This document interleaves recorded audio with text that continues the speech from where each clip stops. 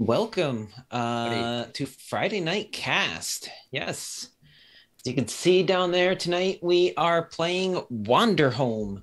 Super excited to be playing some Wanderhome here. Actually, coming back to this game, we took a bit of a beef. Bleh, bleh, bleh. All right, we're working that out. I didn't do that ahead of time. Welcome everybody to Friday Night Cast. We're playing some Wanderhome tonight. We're super excited to come back to this game. So we took a little bit of a break. We decided to stick with one game instead of alternating back and forth. If you've been with us before, you may remember that schedule. And thank you for joining us again. If this is your first night here, thanks so much for joining us. We're happy to have you. CAST is a community of applied, spiritual, and therapeutic tabletop gamers who use and explore the benefits of tabletop gaming in our work. You can check out all of our replay videos here on Twitch if you're joining us live tonight. Make sure to subscribe, follow us, lets you know when we go live.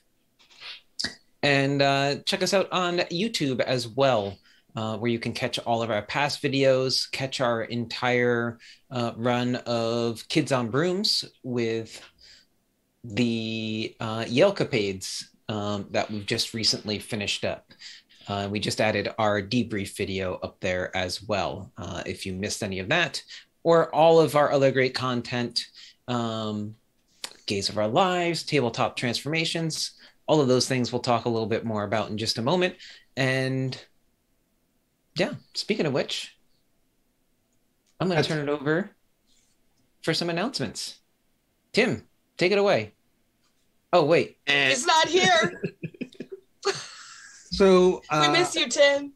Our announcer, Tim, has decided to sit this round of out for the pursuit of other personal endeavors, and until his return, Personal and professional. Sure. Mm-hmm. I shall endeavor to fill his shoes. So this week I won't do it in any fun voices, but feel free to leave in the comments what sort of voices you'd like me to do announcements in. So coming up on Sunday, February 27th, so that's 2 days from now, will be Gaze of Our Lives playing Exodus, a Belonging Outside Belonging game by Fading Roots and inspired by Ezra Furman's album. You can see Menachem holding a copy of the game below. It is based on Ezra Furman's album Transangelic Exodus. Find out what happens next in our Angel story this Sunday. Also, for the next 2 weeks, you can watch episode 2 of Tabletop Transformations on Twitch, which normally airs on the fourth Thursday night of the month at 8:30 Central Time. Tabletop Transformations is a show about the intersection of tabletop role-playing games and spirituality that's hosted by Menachem and Tonya Keenan. Episode 2's, did I say Tonya? Tanya Keenan. Episode 2's special guest was Alan Turner, who is the Wait, sorry. I think I told you the wrong idea. He's our next guest. Oh, episode 3's guest will be Alan Turner, designer of the game Edgergore. Yes. Pete Petruccia was on last night playing Dream Chaser and discussing it with us. Yes. Also, so good. Mm-hmm. So good. Thank you. You don't want to miss it. You really for don't. regular viewers of our channel, you may remember Pete when he ran Chew. During our Save last Against Save Against Fear.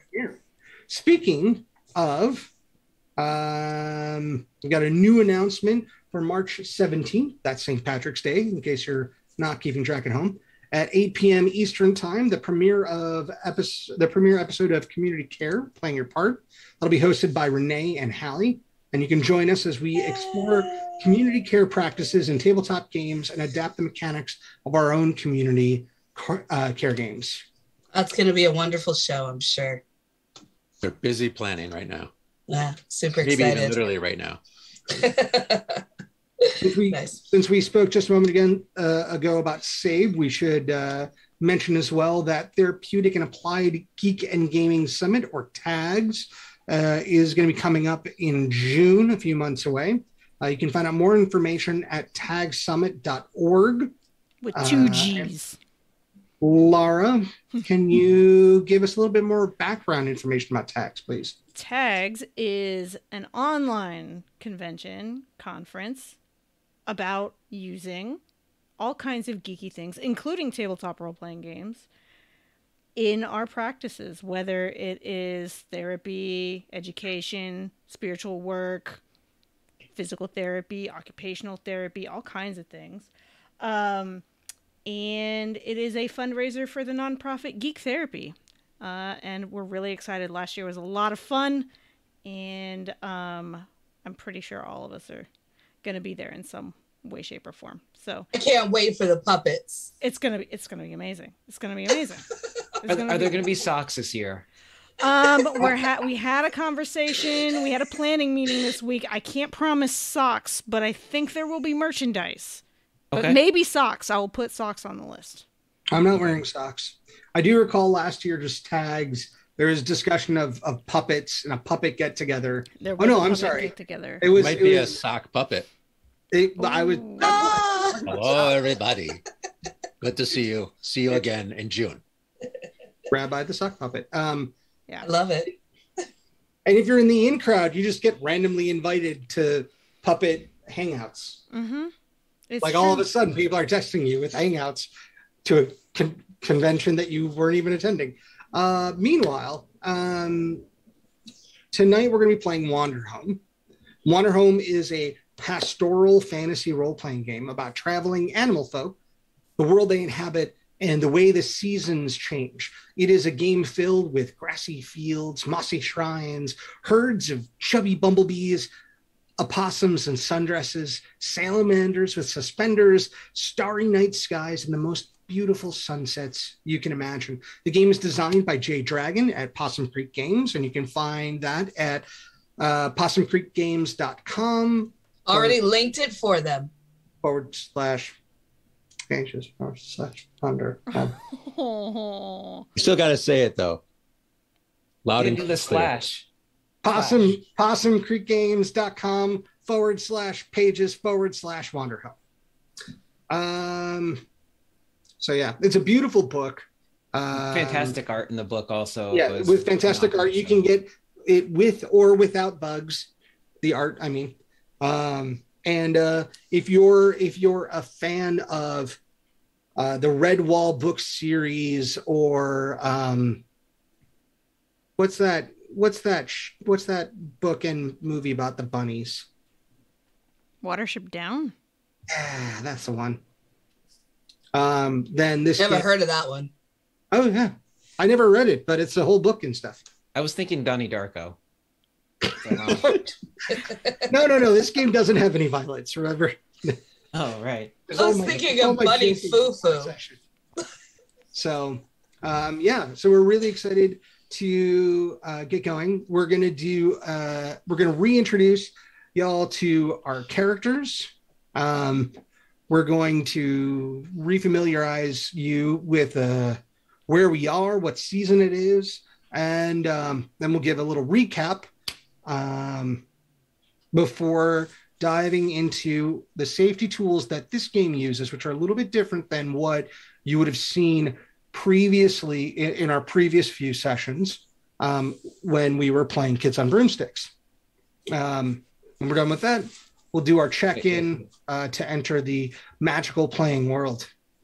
Did you just say broomsticks? Yeah. Like hockey sticks? Mm-hmm. Kids on Broomsticks. Brooms. Oh, geez. So one of the things that we all discussed before coming on, I should mention, is that we're all tired today for various reasons. Save it for the check-in, Scott. It could just be one of those I want one of my cats to things. hiss at you. All right, fine. We'll talk about that at the check-in. Broomsticks. All right. So let's get into some character introductions. And why don't we start the popcorn with Dustin? Oh, shoot. Okay. Are you ready, Dustin? I'm totally prepared. I totally know what's going on. Let me get that right. I got like 12 My throat. Hold on, let me have some water. plus like another 20 tabs open. So I'm introducing my character. That's what I'm doing? Okay. Got it.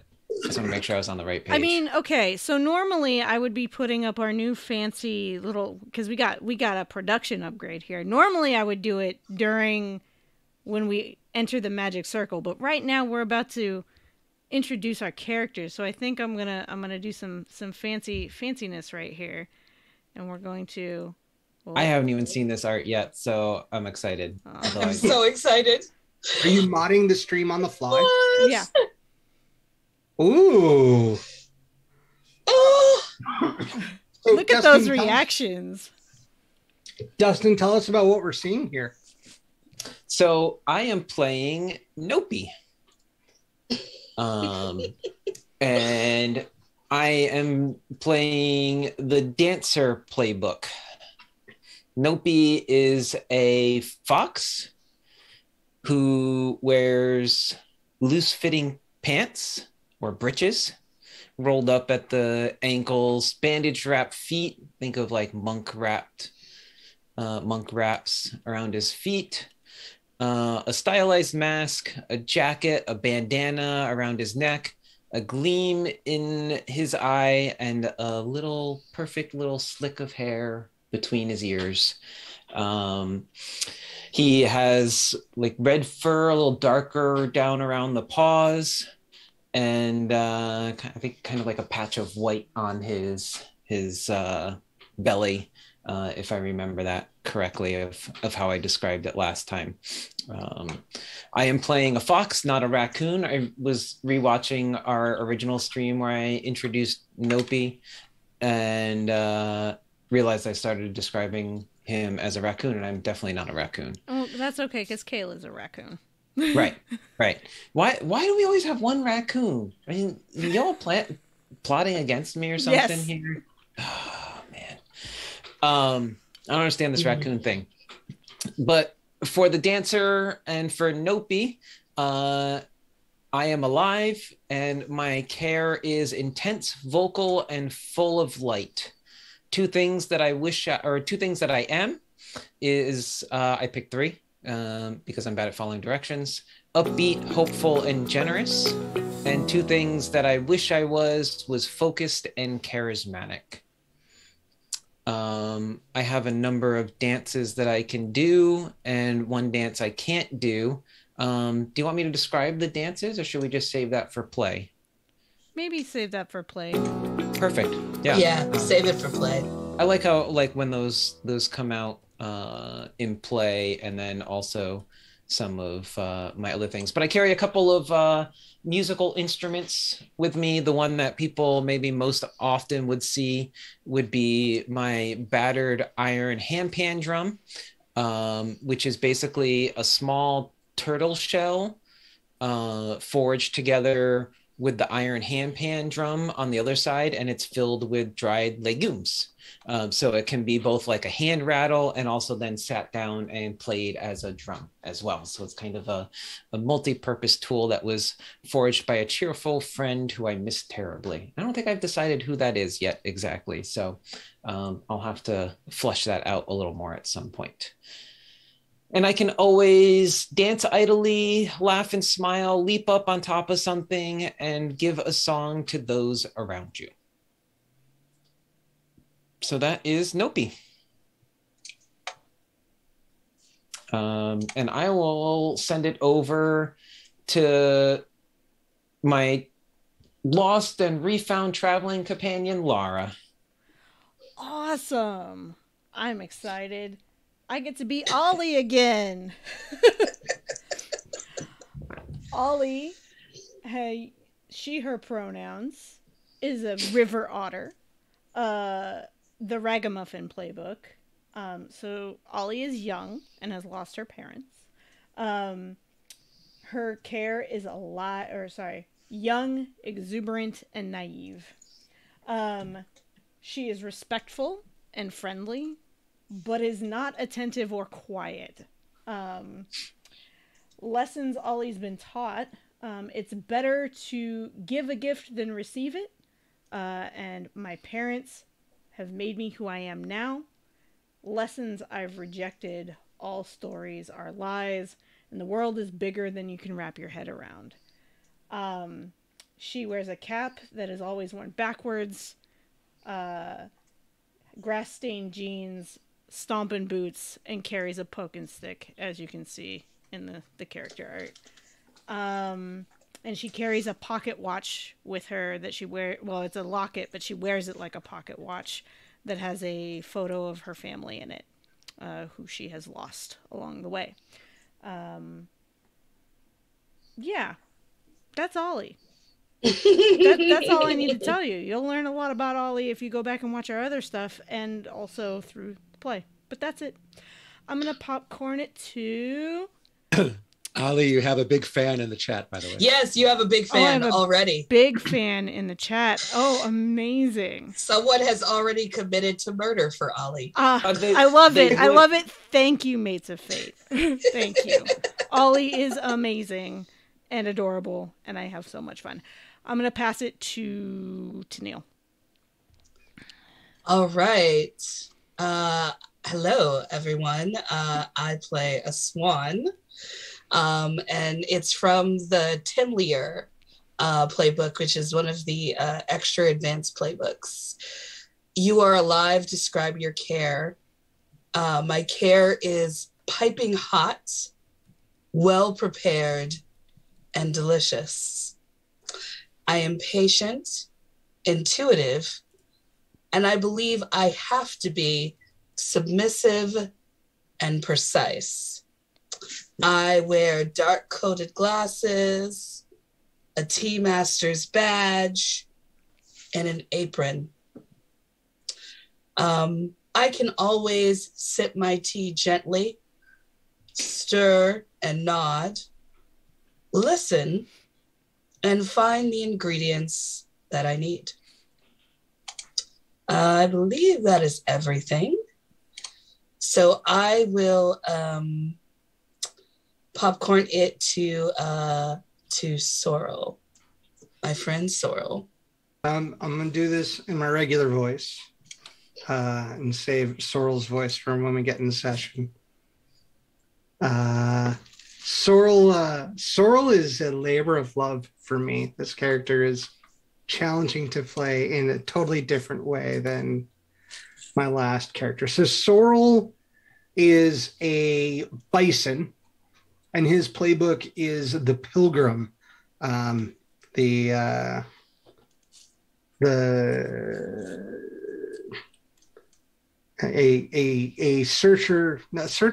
traveler who's journeying for enlightenment, I guess. So I'm alive, and my care is enduring, faithful, and expressed one step at a time. 2, I attempt to be, or I am. I try to. 2, I try to be are unobtrusive and proper. And 2 that I gave up on being are healthy and patient. So Sorrel is this like old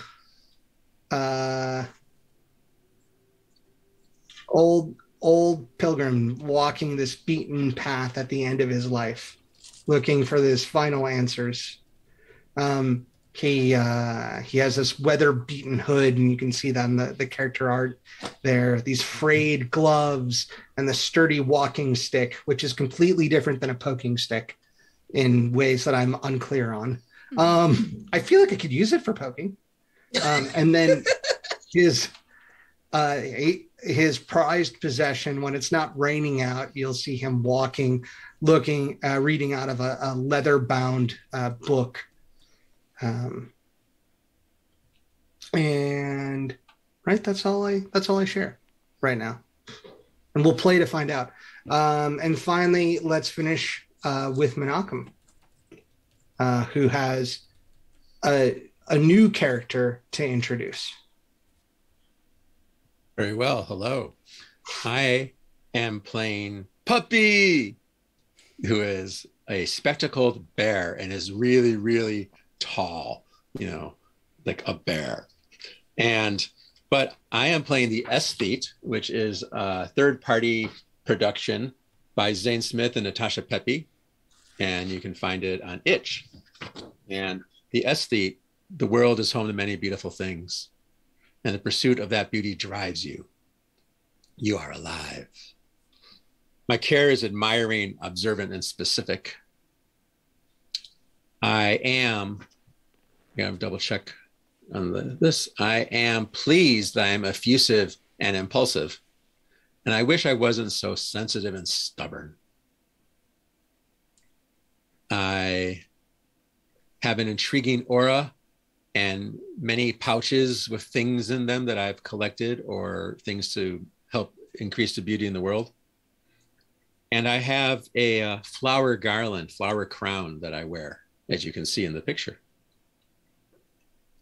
I find imperfection that shows the hand of the artist and the rawness that shows the pattern of nature are things that I see as beautiful, right? It doesn't have to be finely sculpted and perfect. It has to actually be a little off.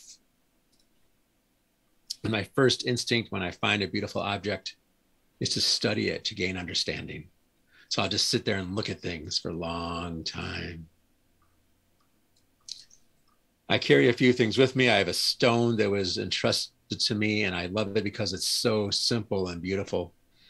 I have a map that's beautifully decorated from my time in the Guild of Two. And I have a plant, which is woven into the flower crown, sprouted in the depths of the oversea. I think that's all the things that I need to tell you right now. But so should we do the relationship questions with your character? I was going to say, I get to do a thing so for those of you just tuning in, we always ask each other relationship questions, one left and one right. And since I have a new character, actually the character is not entirely new. I played this character in our Wanderhome holiday special, a berry special, when we all played bears, those of us who were in that game. So let me ask my questions. And you get to ask me questions. So I'm going to ask Scott and Storl, and I'm going to ask Esme through Tennille each a question. And they're going to each ask me a question. So, Sorrel,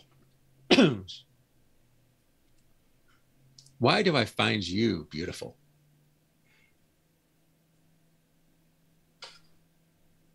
Oh, that is a good question. Oh, oh, man, you're forcing me to avoid negative self-talk here. Okay.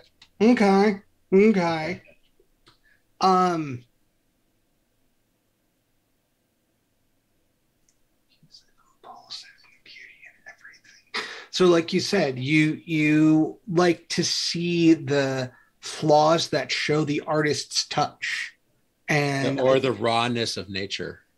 So I think for Sorrel personifies that for you, because in Sorrel you see that you see like the weathered nature of walking a long road. And so you see like how nature kind of like leaves its mark on a person. Everyone's part of the world, but you just exemplify connection and belonging and just being a piece of all this beauty. Wow. I just got the Snoop Dogg song in my head. Beautiful, I just want you to know you're my favorite girl. Snoop is beautiful. And Dustin has brought up a song. We are done for the night. It happens every week. We don't need it again. We'll see you next time. Yeah, everyone. I'm playing the dancer playbook this time. I'm trying to make it makes relevant. sense. It makes sense. Yeah. We just hear a little like beat on a pan drum now going as Nope is. So Sorrel gets asked me a question, or Scott gets asked Menachem a question. if you need a moment to think about it.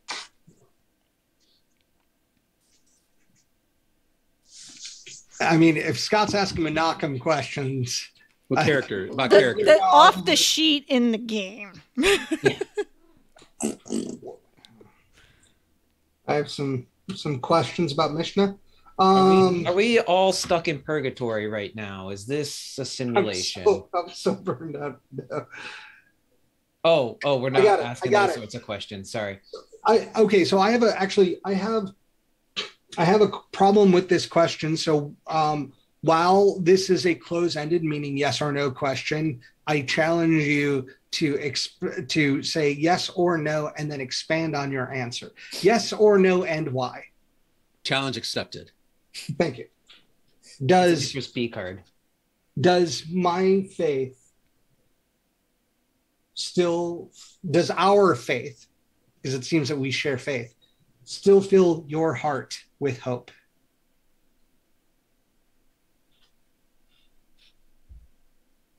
Yes. Your focus, your dedication to the journey you're on, and your willingness to let it take you wherever it takes you, even if it seems to be taking you the wrong way, is beautiful. You understand, you just addressed the character challenge I was having from last session that we played this. Kind you of nailed it. You nailed it. Okay. Cool. I'm done.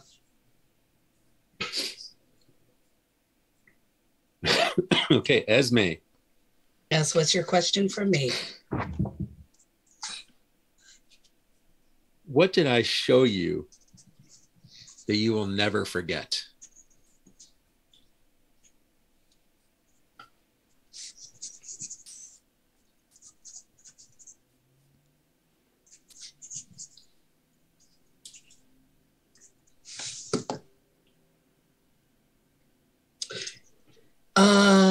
Not sure if I'm pronouncing it right, but I want to say, guess what pops into my head is a chrysalis.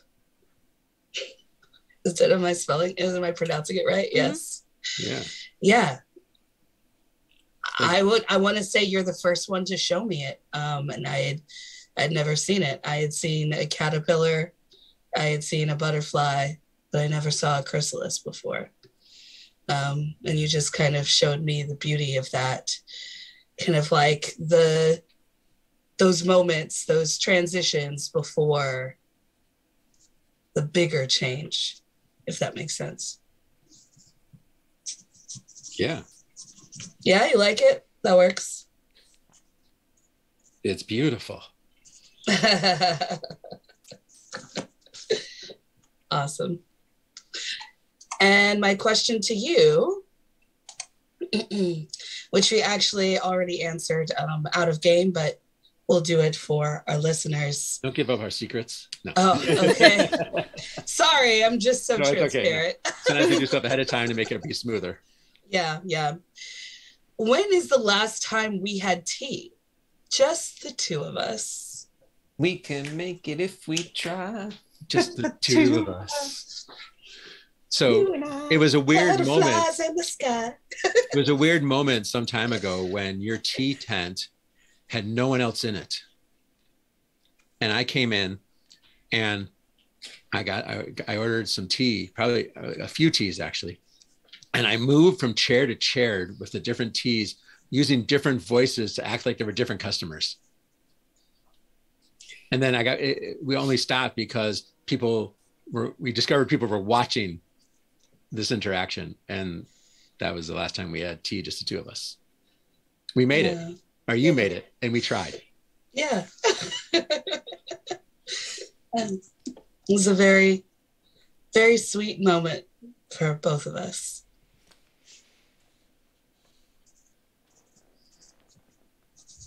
And I believe that's it. Yeah. All right. So we'll switch gears slightly for a brief recap from the first two episodes of Wanderhome. So if you're joining us now for the first session of Wanderhome and you'd like some background. You can check out our YouTube channel or look on our Twitch channel for previous episodes.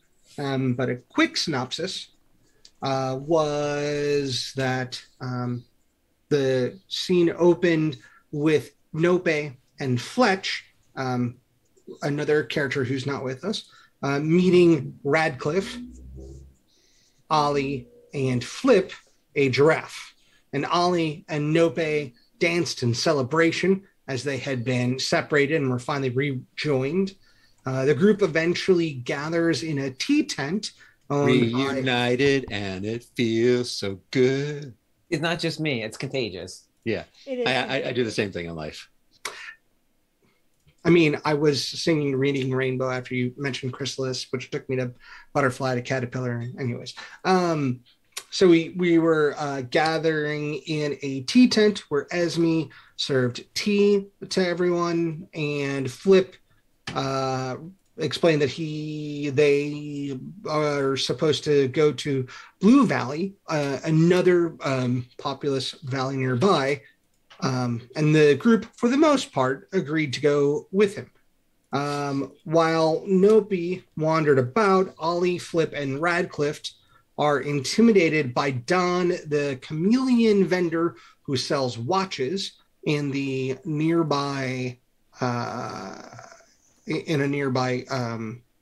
merchant tent or whatever, merchant cart. I think it's like the marketplace where everybody had like booths and stuff, and wagons, and so and for context, we're in the Crescent Valley, which is a large marketplace in the shadow of a broken down old castle. So anyways, so they were intimidated by Don the Chameleon. Nope gets involved and has his hands smashed by accident. And meanwhile, Esme has purchased some daisy chains and puts one on herself and another on Sorrel. No, he didn't purchase them. You just had them. You just put it on. There's children that make these daisy chains, and anybody can just take one, and yeah. And as me and Sorrel were talking about leaving the valley and kind of their apprehension to do so, the group kind of regathers and makes their way to see a vendor to take a hot air balloon ride. Deciding that would be, were we doing that to go to Blue Valley, or were we doing that just to go on a ride? We were doing it to go to Blue Valley. That's right. So we were going to get on the hot air balloon ride to go to Blue Valley. And we saw Don, the chameleon, whispering into the hot air balloon vendor, Laurice's ear, and pointing at us.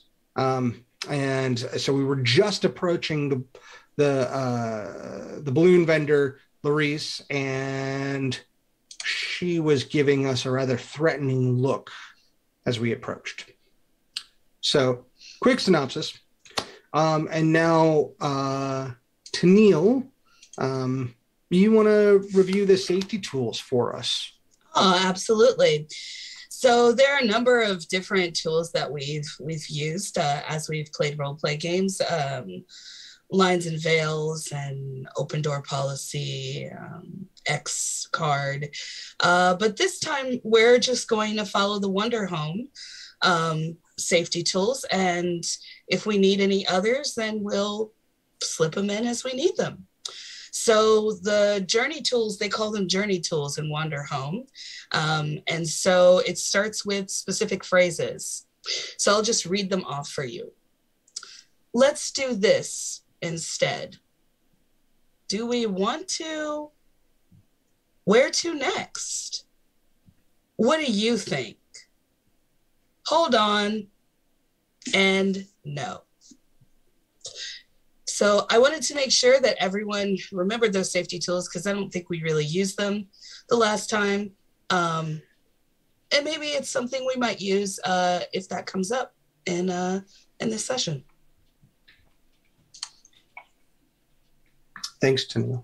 Mm-hmm. Yeah, thank you, Tennille, for that introduction on those. And I imagine, are people okay with us using our other tools if they come up? Or, just a reminder, as always, with the games that we play, I understand that we're all human beings. If you need to get up to stretch or grab a quick bite to eat or get a glass of water or use the bathroom, we are all human beings. Please take care of your needs. And do that. So you can also use the X card, put up an X with your arms, anything that you need to do to feel safe in our games. So yeah, with that, let's Menachem, you ready to check us into this game and get us started with some play tonight? Let's do it. All right. So when we play games, we step into what's called the magic circle, where the rules of daily living, of daily life, do not apply, right? Most of us don't walk down the street kicking a soccer ball. Now, the magic circle is a much discussed, sometimes maligned concept, but the idea is that when we step into the circle, we play, something happens, and we leave a little different than when we started. And so we like to kind of create that space around the table or around the Zoom and Twitch screen. So we do so by first asking a question or two. I think we'll do one tonight since we had a long introduction. And then we'll do the name ritual where we move from player to character. So tonight's question, pretty basic, but I think we'll cover the things we feel we need to say. What are your thoughts, questions, feelings going into today's game? And what was our order? Dustin, I think, was first. Sure. Mm-hmm. Thoughts, feelings, concern. Yeah, I was sharing a little bit with everyone ahead of time, but yeah, I don't know. I've been feeling a little bit, my headspace, I feel like my brain's a little broken right now, I guess you could say. So my headspace has been a little funny the last few weeks, and I'm just here to kind of play. I'm not sure where I am with being able to like keep all of the world building stuff in my head together. So I apologize if I have to ask extra questions or if I seem a little bit off, but just know that this is kind of where I'm at right now. So I'm just asking everyone to be kind and compassionate at this time. But yeah, no, I'm excited to play and visit this character and let some of and share the duties of world building in this game. And looking forward to playing this kind of loud, exuberant, upbeat, hopeful, and generous character, and get into some trouble maybe with a friend of mine here. So, yeah, I will send it over to Your Laura friend? then. Yes. My concern is I spent the day moving today. We're not fully done. We only loaded up one truck and one SUV, and still have a whole lot more to go, but I am exhausted. Buying a home is tiring. So I'm supposed to be the exuberant Ollie, and I will do my best to do that. I will channel Ollie's energy. Exactly. I will dig deep. I usually have a lot of fun playing Ollie, so I just hope that I can bring it through. Yeah, but I'm really excited to play tonight. I've missed this game, and that takes it to Tennille. Yeah, I've been a bit tired, definitely this week, and I had a little bit of a headache before we started today, but I did take some ibuprofen, so I'm feeling fine now, which is good. Drinking water, which helps. I guess I'm curious about what the dynamic will be without Fletch, without Radcliffe. It's going to be a little bit different. But I think it'll be good for us to continue and get more of a hand on how Wanderhome plays. especially with like a longer session or series of sessions rather than a one shot. So I'm excited for tonight. I'm excited, and I don't have any questions or anything. Feeling pretty good. Just trying to channel Esme. And I will let Scott go next. So I spent the past 12-ish weeks playing a character that who I don't particularly like. So I'm excited to get back to Sorrel, who's a character I like really respect and admire. I'm also really tired. I just started a new job and have to wake up at 6 a.m. I'm not a morning person, so I start work at 8:30, and I got to drive to the other side of town. I say town. We live in a city of like 5 million people, so I got to drive to the other side of Chicago for my job. But yeah, so I'm just tired, like normal tired. No one's talking to you, robot lady. But yeah, I'm excited to play this character that I like. Dustin, don't talk to the robot lady. It's rude. And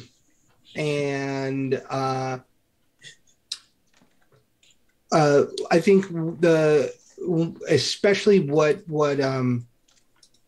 excites me is that when you start a new job, you know, you need to take things slow, and you need to be very like thoughtful about how you kind of present yourself. And I wrote this character to kind of help me practice doing that. And so now it feels more important than ever to play this character. So those are my thoughts. Menachem, take us home. So my daughter right now is at fight night at the sword school we both study at. And at first she said that she has the more difficult night ahead of her. And then I explained to her, I am playing a character who loves everything and is an effusive.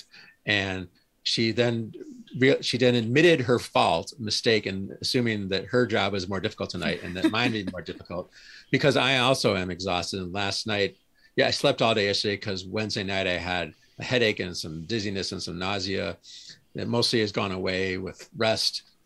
And so it's just been that kind of time. I'm still kind of in a grieving time over the death of the rabbi who ordained me. And I'm having all sorts of feels about that. So it's been almost a month for that. But like everybody else, kind of tired, and singing is a hard space to get into Puppy's head tonight. So we'll see how it goes. So far, I feel like it's going all right. So there we go with that. Now we're going to do the name ritual, where each person is going to say their player name, or we're going to welcome the player. And then we'll say our character name and welcome the character in. And then we'll step into play. So same order. My name is Dustin. Hey, Dustin. Hey, Dustin. I'm not sure if my voice just cracked. Sometimes I am still 14, apparently. I thought you were asking us if you were Dustin. Don't know what happened. And tonight I am playing Nopey. Nope. Hi, Nopey. I'm Lara. Hey, Hi, Lara. Laura. Hey, Laura. And I am playing Ollie tonight. Hello, Ollie. Hi. Ollie. You're so much fun. I'm Tennille. Hello, everyone. Hello, Hey, to Neil. Hey, Tennille. And I play Esme. Nice Hey, cocktail. Esme. Right? I'm Scott. Hey, Hey, Scott. Hey, Scott. I'm waving across town because I'm in Chicago too. And this evening, I'll be playing Sorrel. Hello, Sorrel. Sora. Hey, Sorrel. Oh. It's gonna drive me nuts all night. Love it. My name is Menachem. Hello. Hey, Hi, welcome. No, And I'm playing Puppy. oh, Puppy. Up, puppy. Hello, puppy. puppy. Okay, clarifying question. Is your name actually spelt with an exclamation point? Yes. Yes. Gosh, Okay. Yes, it is. I mean, that's what I see here on the Twitch. Like, it's got an I exclamation mean, point. we've had typos before. But I'm pretty sure that's not a typo because No. every time he says puppy, I Puppy! hear the exclamation point. I'm just point of clarification. I want to make sure. Mhm. And with that, we play.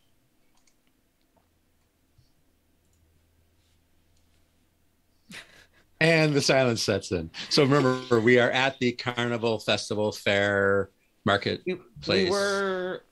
We were heading up to catch a hot air balloon, correct? Mm-hmm. Yeah. All right. We're leaving the place. So this scene, we're in this moment, right? And the youngins are right by the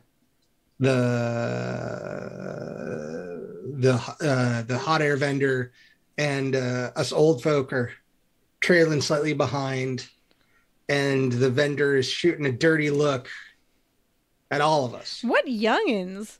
Nope is a full-grown adult that just hangs out with Ollie and has fun. Like, just because I have fun and you're old doesn't mean that I am young.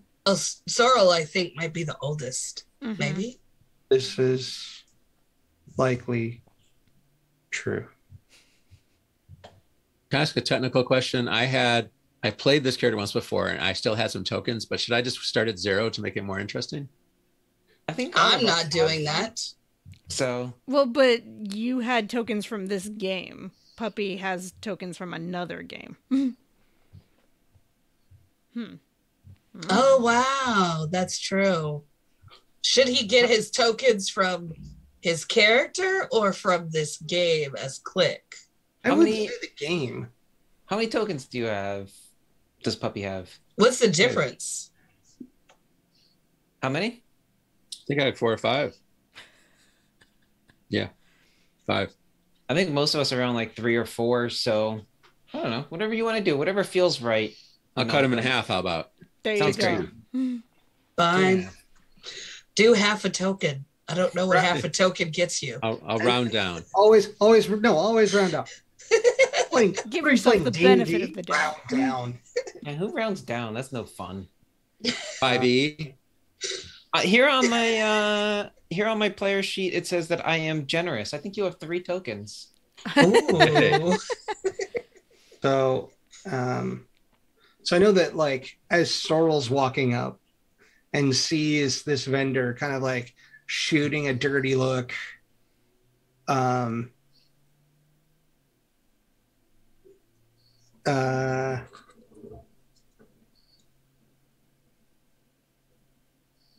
I think Sorrel, Sorrel probably would feel like a little uncomfortable. Turning to Esme, he'd say something to the effect of, have we done something wrong? Should we not be wearing the daisies outside? Can I make a suggestion here to Ollie? Mhm. Maybe we're a little bit in the back of the group. I think so. I wanna ask Ollie a question. Okay. Will you dance with me? Absolutely. Great. I am picture that, like, as we're heading up to, like, I imagine it's like a bunch of stairs kind of going back and forth up to like where the hot air balloon thing is. Mm-hmm. And I imagine we're just like being very playful and dancing and like doing some like funny dances, running up the stairs, down the stairs, getting in people's way, bumping into people, laughing. So maybe we're not keeping as close a follow as everybody else that's heading up. Sounds like a plan. All right. Esme is going to spend a token to ease someone's pain, if only for a moment. And will say to Sorrel, No, this is a celebration, and many people are wearing daisy chains. So I don't believe that it's the daisy chain that is offending them. And she'll just like gently tap his shoulder and say, "You're doing fine, my friend." Oh, phew. Deep breaths, deep breaths. It feels better. You're a bison. I imagine those breaths are like very, like you can hear the wind. Like, yeah. Mm-hmm. I was, as Scott, doing a deep breath. Kind of like flutters my feathers a bit. I like that. And then, I know that Puppy was not with us, right? And so I think I have a way. So you do? Because I was about to just introduce you. You got a thing? I think I have a thing. You have okay. So we I would imagine because Nopi and Laura, Nopi and Ollie are dancing, right? So somehow Esme and Esme walking slowly with Sorrel somehow make it to the hot air balloon first, right? And Sorrel's frowning, and he says, "I still just don't know if I should go with you. Blue Valley is the wrong direction." And you hear stomp, stomp, stomp, stomp from off to the side. And a large bear, even a little bit taller than you, is running and going, "Larice, you make such the best frowny faces. What's wrong?" You call me Oh, look. Larice is the captain. Captain. Oh, Larice. Larice is the grumpy captain. What's wrong? Someone has to be Larice. Yeah, I was playing Dawn, but I could play Larice as well. And yeah. And so then, well, yeah, go ahead. But I know Esme, you two are right there. The other two are off dancing, so maybe one of them should play Grumpy Captain Larice. So I'm going to address Esme and Sorrel. Oh, okay. Let me see. What do I need to know about this grumpy captain? I'm trying to find the... Don the chameleon has told us that we're ne'er-do-wells, and he shouldn't take us on a flight. Are they? Larice is they them, right? No, she her. I forget. I think she her. The merchant is they them. Yeah, should not take us on a flight, and so that's why Larice is looking at us suspiciously. The captain is proper and resolute, and is smug. That's all I know.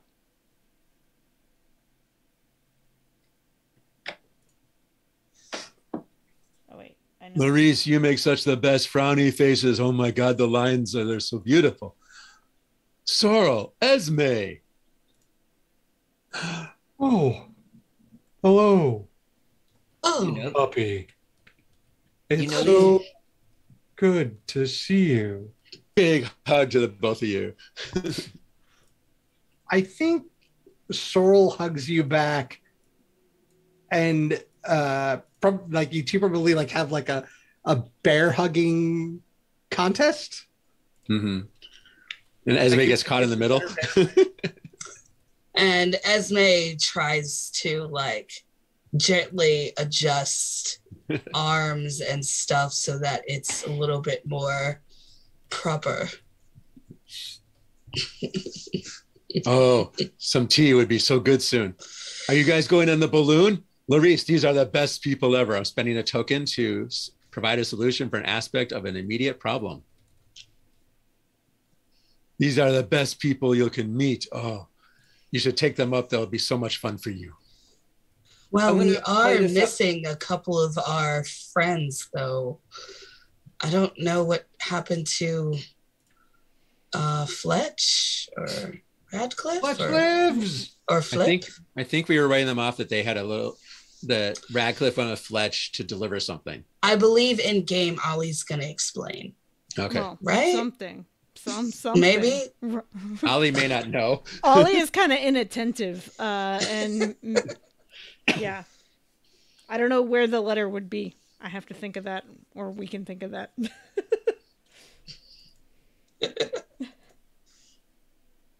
So I'm honoring that, Menachem, that you're spending a token to offer a solution. I just want to play it out a little bit of how we resolve that first, because it seems like Larice has this. She has this kind of judging something for its inappropriateness is something that they can do. So I feel like there's a kind of knowing look at this group coming up. As something's been whispered in the ear. Puppy, you know these folks?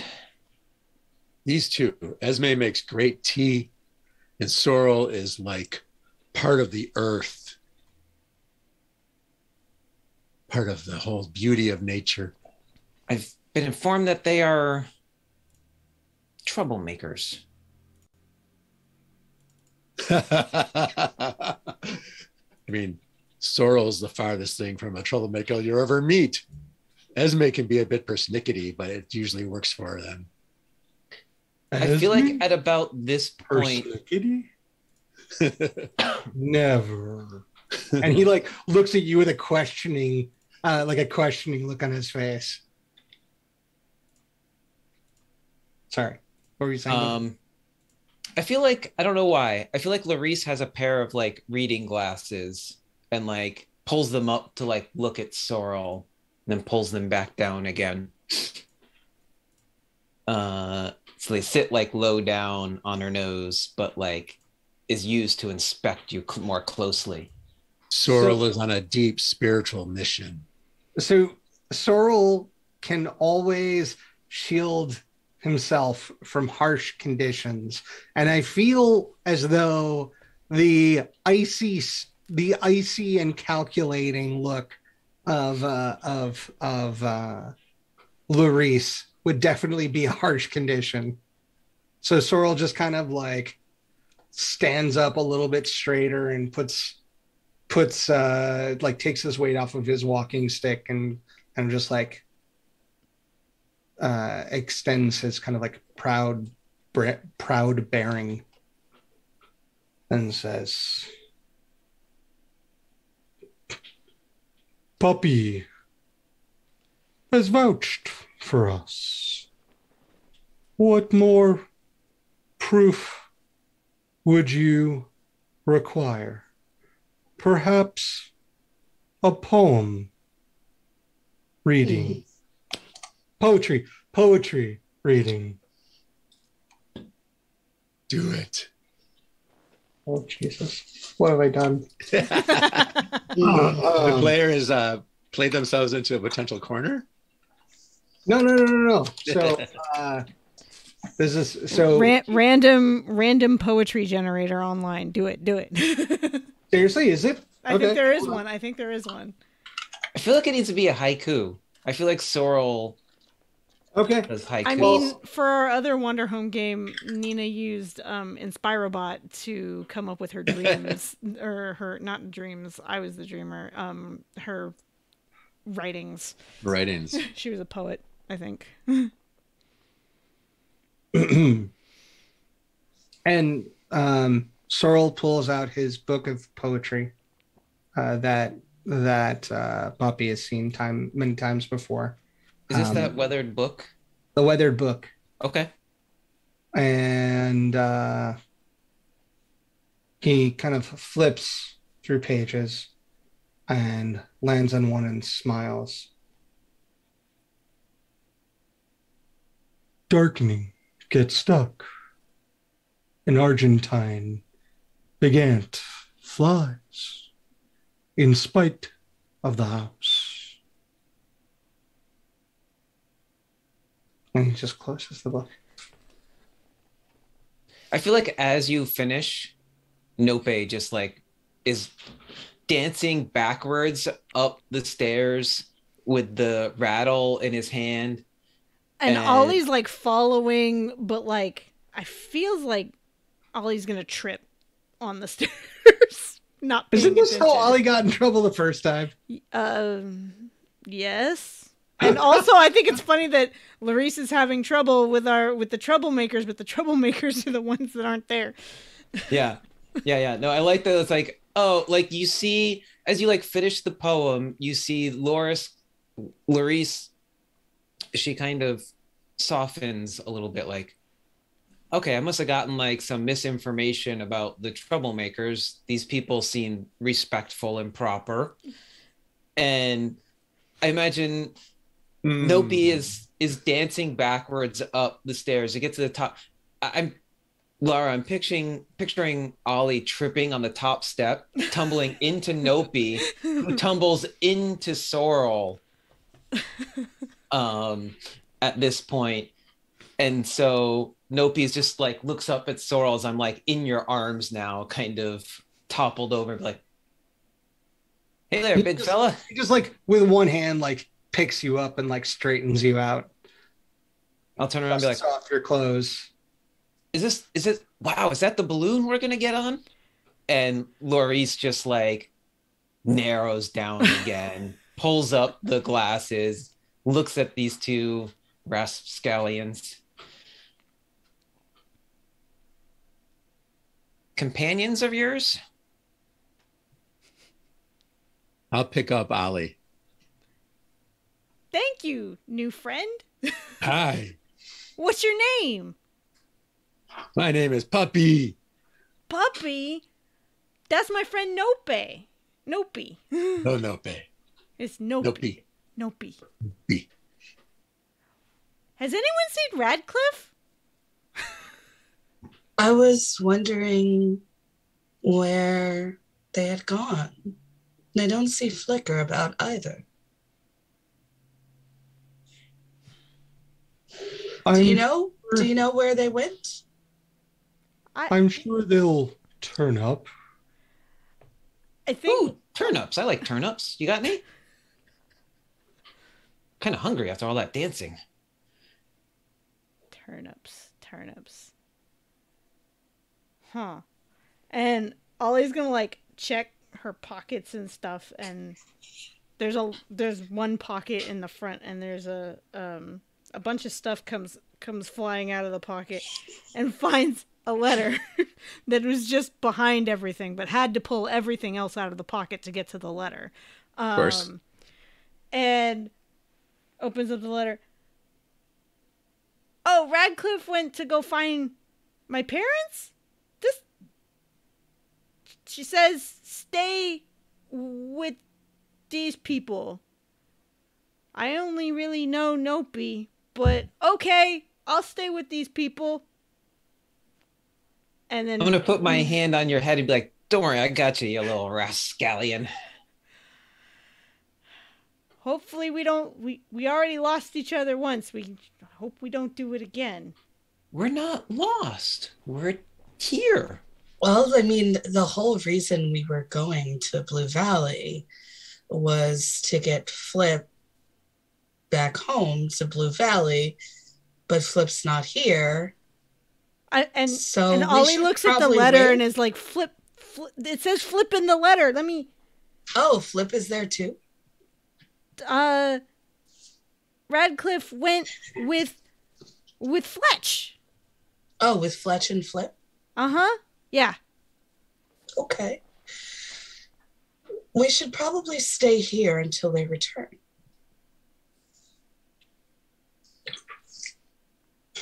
I suppose that's just as well. I still haven't made up my mind on whether to go with you to Blue Valley.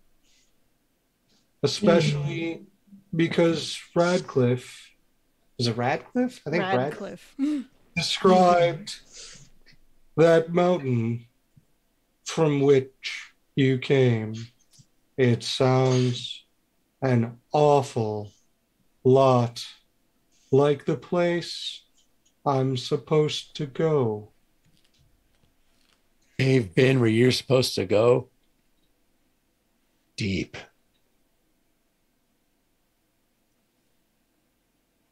maybe we should just take a balloon ride around this valley. We could see the castle from way up there. We can? Oh, sure. We could get out of its shadow and see all of its light.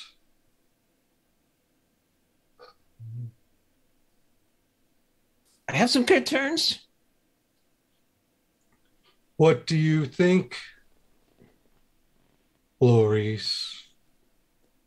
Could we take a ride?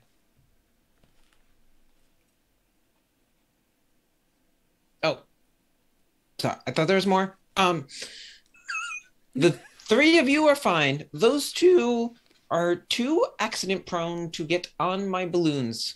We have had a good track record recently of no accidents. I need nobody falling out of my balloons. It is bad for business.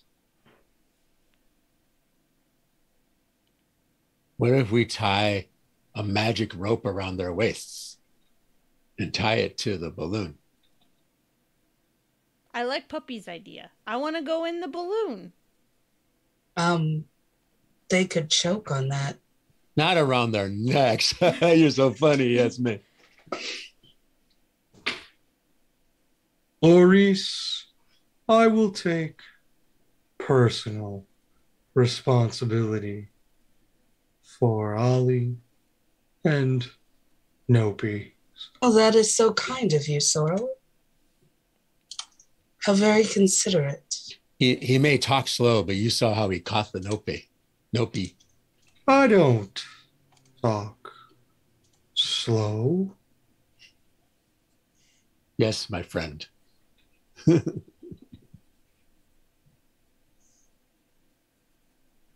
Fine. This is your responsibility. If anything happens,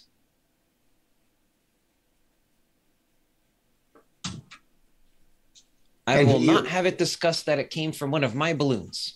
He takes the garland. No, it's not a garland. The daisy chain off of and puts it around Loris.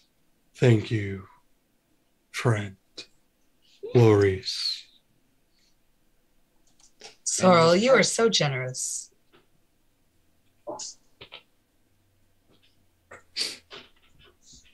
Thank you, Sorrel. I hope I don't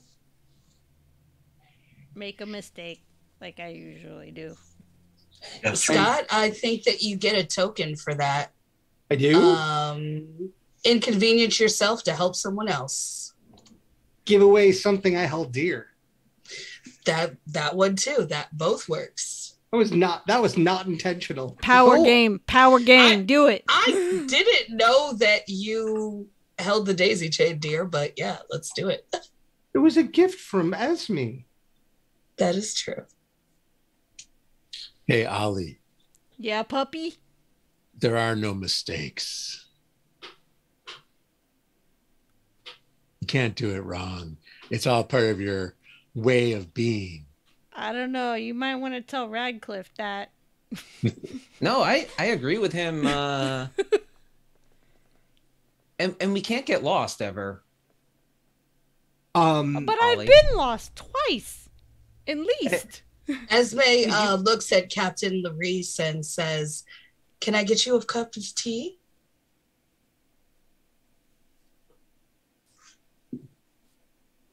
Sure. As I will not be flying your flight, that would be acceptable. Excellent. And she takes out her items and starts preparing.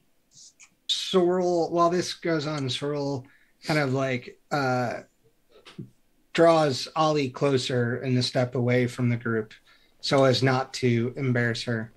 And he gets down as low as he can so that they're eye level, right? And so I'm loving this little river otter and this bison right, but the bison's just kind of compressed himself down in this giant mound, and then his head is just above his hoof.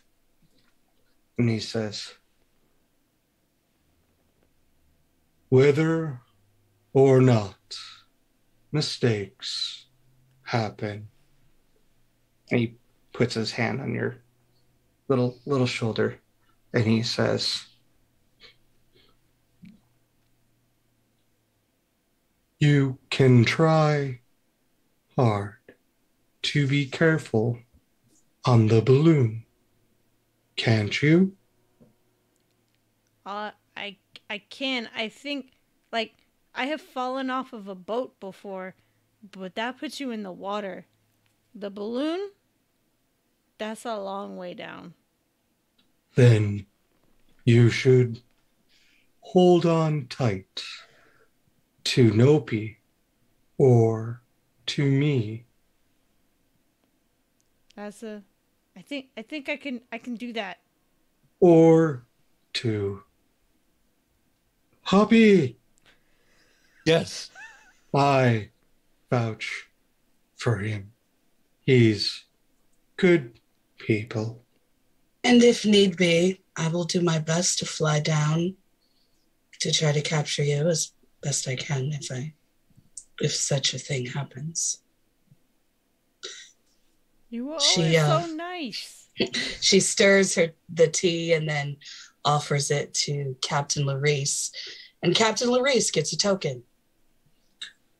Okay. Well, Ollie, do you think we'll make it around the valley and back safely?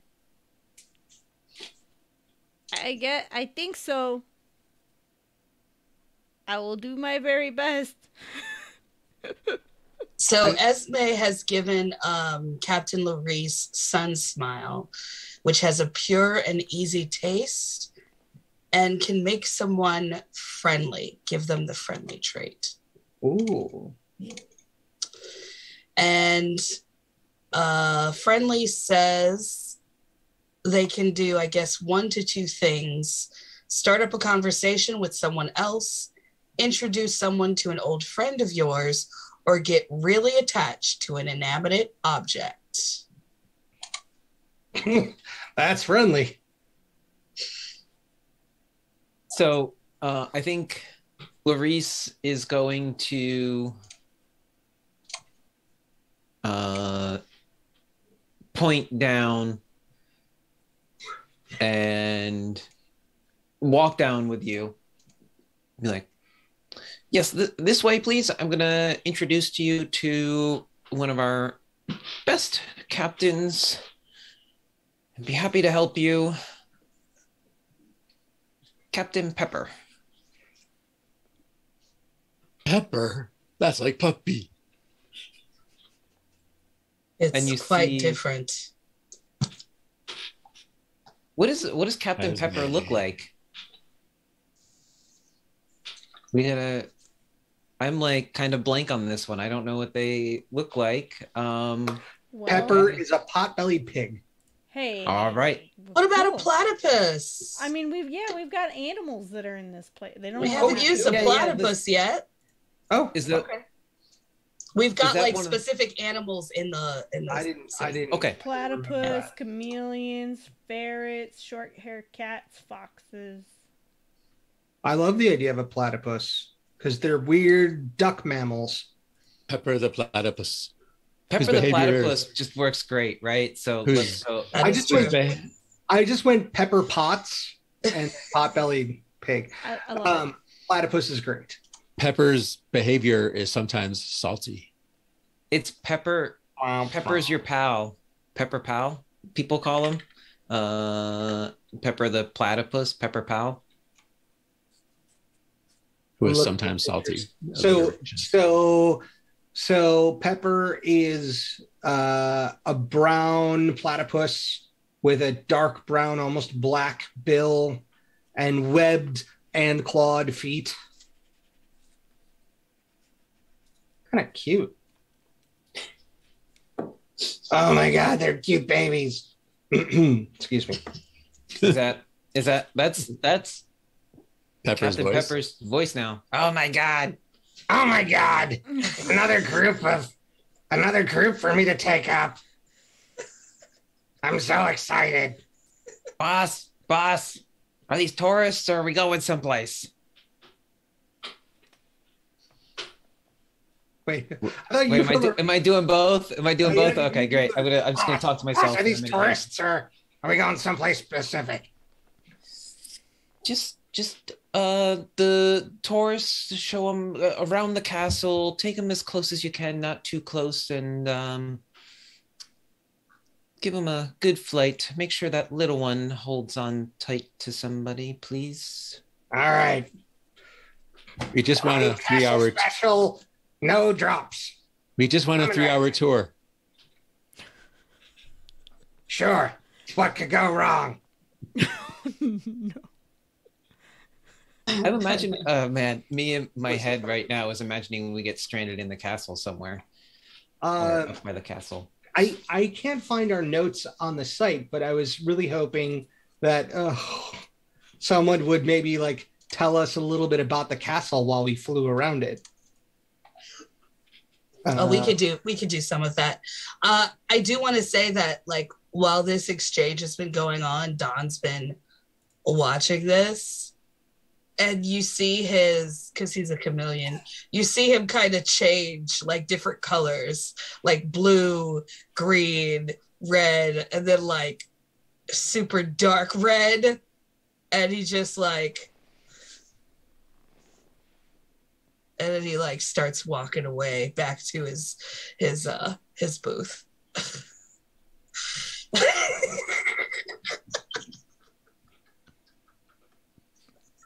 What is Don's deal, man? I feel like Ollie just kind of like... He's dreamy. Oh, but, No, I've had the biggest crush on him. Can't get him to pay any attention to me, though. Pepper, this is not the time. Save the story. It's never the time for romance, Larry's. That's why. It's always the time for love. It's always the time for love. Save the stories for the ride. Love. Excuse me. I need something for my throat to keep doing this. And then Ollie makes the comment, maybe that's where Radcliffe went. And that's it.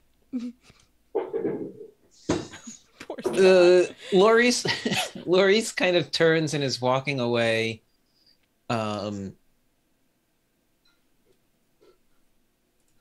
And just mumbles something about the last person that they loved under their breath. And the frown kind of returns. The friendliness fades a little bit from the tea. Maybe there's a frown that you see, and then Laurice takes another sip of the tea, and there's this kind of warmness that comes over them again for a moment. As you swear, you see for a moment, they look back at the group and almost smile a little bit, and then head back to like their... I imagine Laurice being like the head of all of these captains and air balloons here, has like a little booth at the top of the docks here or something, I imagine. Love, it's exciting and new. Come aboard. We're expecting you. Let's go. Is that from the Love Boat? Yeah. So is this the Love Boat here?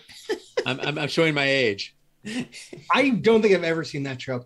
That said, tequila. Something for your throat. There we go. Let's dry. This my voice. Yeah, let's dry out the mucous membranes in your throat. I'm sure that'll help. Topical analgesic for my throat. Meanwhile, if you all get on board, remember what the captain said, little one. Hold on to an adult tight. Esme will gesture for everyone to get on first, and she'll be the last one on unless somebody, I don't know, changes that in some way. Ollie's gonna like hold on to Nope, and I think probably try to hold on to Puppy with the other hand. And Sorrel will nod to Esme and say, Lead the way.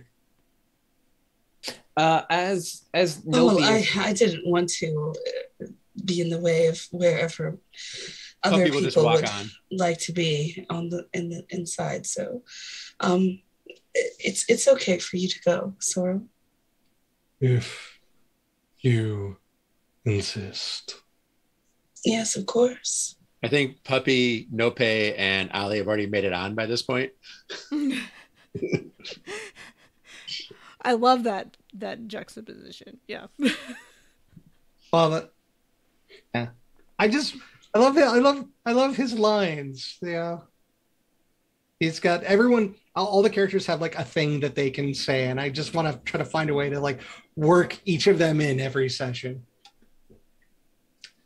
I feel like Nope is on the balloon next to Puppy, just like petting your fur. Oh, I'm sorry. Is that okay? Puppy's like doing the lollygag tongue. Sorry, I didn't ask first. It's just so soft, and I was just right there. Is that okay if I do that? It's wonderful. Oh yeah, it's very soft. How do you get such soft fur? Mine's kind of coarse. You have a routine, a regimen? How do you bathe? Go in the river. The river is a good place to get clean. The river, right. You'll have to show me. Both of you. Take me to the river. All right. All aboard. Let's go on aboard. So Esme is the last one aboard, and she comes in very delicately and makes sure that the door is closed and secure. And she kind of moves into a graceful pose. I imagine these are not just baskets, they're like ship-shaped kind of things. A little more interesting. Imagining a basket, but sure, let's go with that. We can make it whatever we want it to be. Like a rope. It's almost like a rowboat. It's like a miniature galleon kind of shape. Sure. All right. I'm going to lose myself in beauty. It's a thing I can always do. And I'm going to like just notice the wood grain and the joinery in the boat while Nope is rubbing my fur. Just like, oh, so there it's put together. Look at the wood grains. There's some creaking of wood as we all get on. And you can all smell like the polished mahogany of the boat, and you hear Pepper calling back and forth between we're going to call it a longshoreman, even though it's not the shore, as they take off the weights, and then the click and the whoosh of the fire igniting in the balloon as it starts filling with the hot air, and the creaking of the wood and the ropes as the whole ship gently kind of just lifts gracefully off the ground. What time is it now?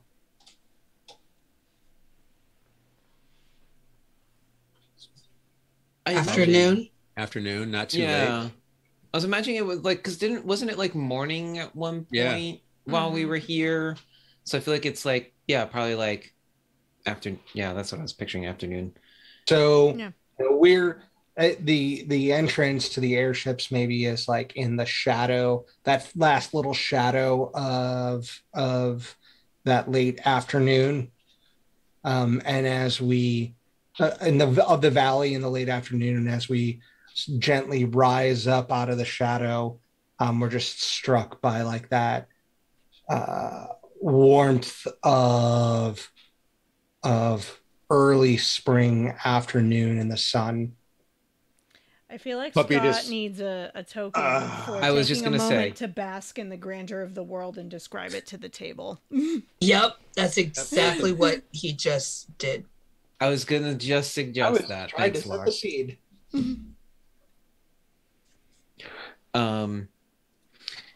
Nope. Nope. I even say my own name wrong sometimes. Nope is gonna go up to Captain Pepper and ask, are there rules about dancing on the balloon? Yes. You can only dance in the middle. So I could dance? Gently. Sure. Thank you.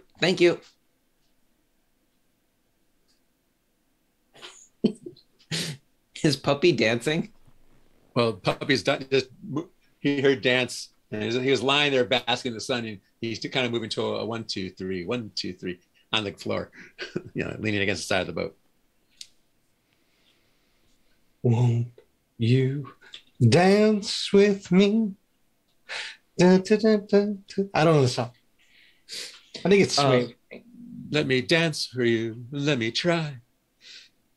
I think Ollie is like holding on to the side of the ship and like just in awe of being so high up off the ground. Just, whoa, look at that. And look at that. I have 2 claws look like at tucked that. in your belt. This is amazing.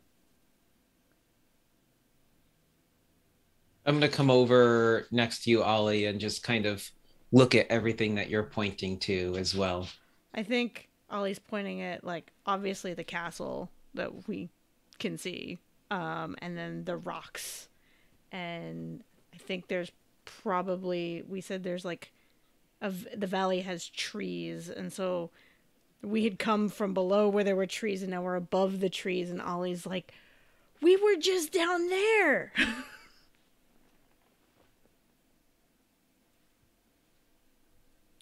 And I'm just gonna be like, just totally encapsulated with whatever you're pointing out and like describing it as well. Mm-hmm. There's got to be tokens in here somewhere. It's true. Take a moment to watch a tiny moment of beauty and describe it to the table. Mm-hmm. I think Ollie's like awe and wonder at being above is the moment of beauty, right? And Nope's sharing in that and describing the things I'm seeing. So, you guys are all doing this, right? Dancing and looking out, and the captain kind of turns the heat down so that the balloon just kind of like gently bobs and is blown by that spring breeze. And you start kind of touring around the valley, and Pepper begins describing a little bit of the crescent sky. And was it what did we decide on a gender for Pepper? They? I think I was saying he, He? but Okay. I mean, we could change that. We can say they. I mean, Okay. I'm not torn. I'm not. He says, obviously, crescent sky is named for the crescent shape of the valley. But did you know that this was once the site? No, I can't do it. You did it to yourself, Scott. It hurts. That this was once the site of a great battle.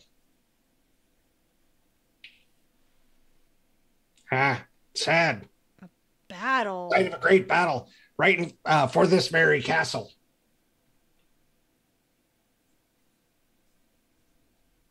There are tears that come to Esme's eyes, and they just kind of trickle down her cheek. And she pulls a feather and lifts it up into the air. The sun kind of glistens through the feathers, giving off like a sparkly color in the light. And she drops it. And she offers it up to the gods. It's a dandelion seed, kind of twirls about it, and it moves through the air. I think you get a token for making an offering to the small and forgotten gods. Yeah. I'm going to come over to Esme. I'm going to spend a token to, as I see, just, it looks like you're a little sad. Or maybe from underneath the glasses, I see just kind of a tear come down. And I'm going to ease someone's pain, if only for a moment. And I'm going to come over after you finish that, doing your little ritual there. And imagine what are you like standing, sitting? I'm standing. Okay, so I imagine I have to look up to see you. Because you have a longer neck, right? Like, yes. Yeah. So I imagine you're a little bit higher up than I am. Esme? Yes, Nobi. I know we haven't really talked much, but could I?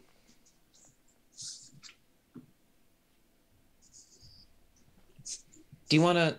I'm gonna take out my hand rattled drum. Could I teach you? Well, I suppose you can try. I don't know anything about musical instruments. Oh my! Surely music's everywhere. The wind, the laughter in the streets. The whistle of a teapot. That's a good one. You ever just sometimes hum along? Oh, it's great. But anyway, this is a friend gave this to me a long time ago, and you could play it two ways, whichever you think would work for you. Okay, here, I'll show you the first one. You ready? Mm-hmm. So there's like little beans in here, and you just shake it.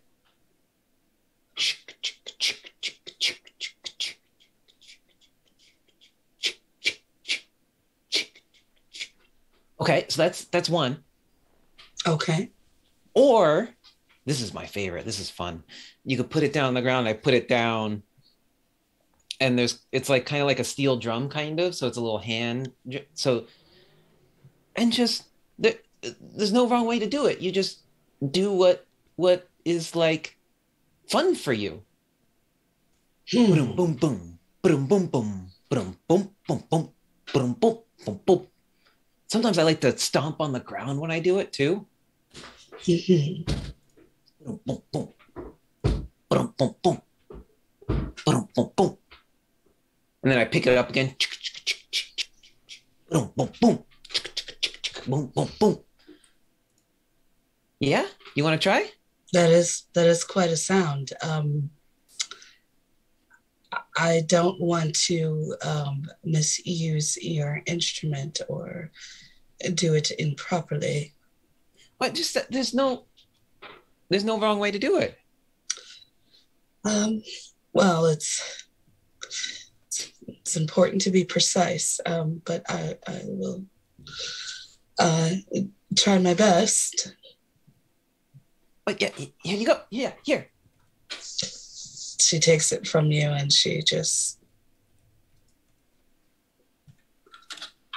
Is that right? Am I doing it right? You're just kind of going like, try Yeah. a little faster. Do a little bit faster. Oh, okay. Oh yeah, that's great. That's great. Oh, this actually can create quite the rhythm. Yeah, you can change it. You go faster or slower. See, you can go slow if you want. You can go fast. You could change it up. Mm-hmm. Yeah, Okay. it's quite a pleasant sound. Oh yeah, Thank you.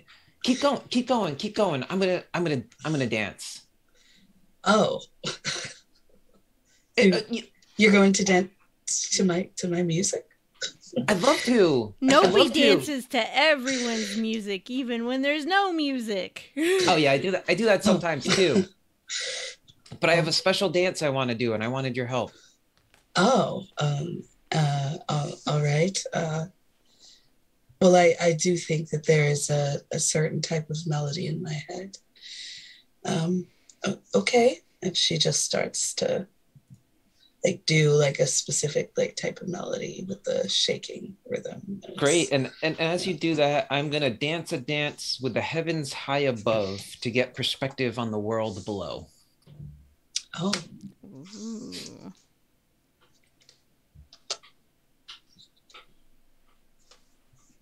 What does this look like? What perspective do you get?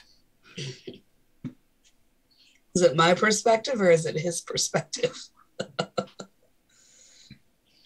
I don't know. I haven't thought about how this dance works exactly.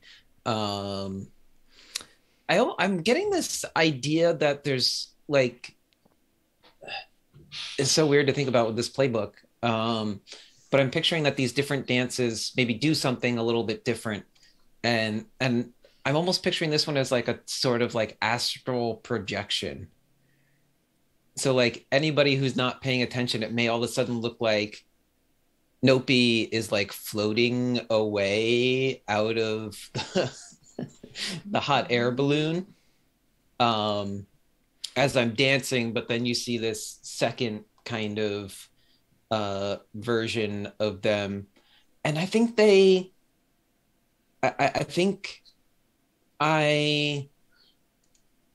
as you're doing this,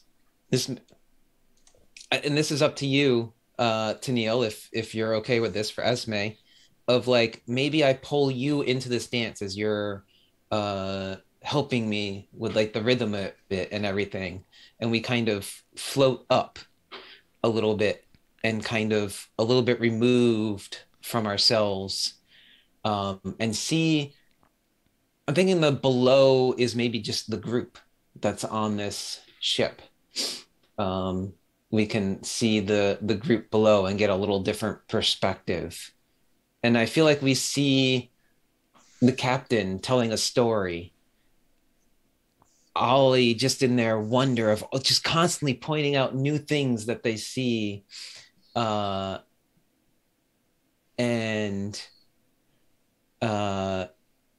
see the two of us doing the dance and you're playing it, and you see yourself happy there as you're like getting into it. And of course you see the carefree Nopi just dancing away with no worries. You see Puppy holding on gently but firmly to Ollie, and like laughing as they're pointing out all of the different things. And Sorrel just kind of listening intently as the captain tells the story of what happens here. And for Nopi, there's just this kind of, this is right. This is where I should be. These are nice people.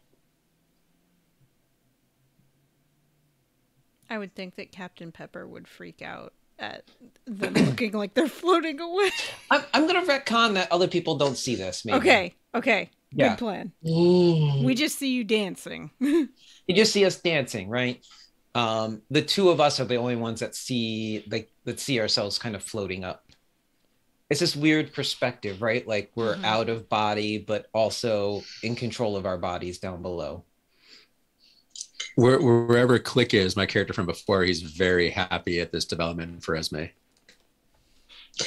I imagine Esme's movements to be kind of like a ballet, like classical, graceful, trying to, move her wings, move her legs in just a certain way that it kind of shows a sense of freedom, but there's always a level of control with the movement. Yes, I'm okay with that. I like it. How does it make Esme feel in this moment? How do you gain perspective on the world below?